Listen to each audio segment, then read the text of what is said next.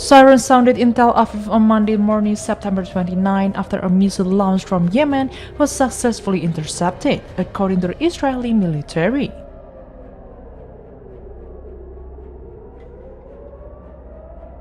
Sirens were activated in several regions across Israel following the launch, the military reported. The Houthis have launched missiles and drones thousands of kilometers northward toward Israel, portraying it as an act of solidarity with Palestine since the outbreak of the war. Yemen's Houthi leader Abdul Malik al-Houthi stated on Sunday, August 31, that attacks on Israel would continue, following to escalate further after Israeli strike killed the Houthi prime minister and several cabinet ministers.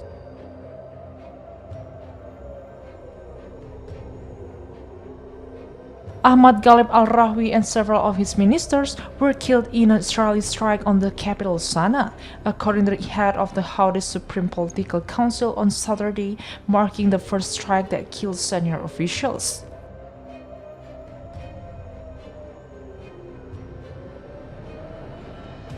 The Houthi leaders described the deceased officials as martyrs, serving in civil roles, and condemned the strike as part of Israel's criminal record across the region.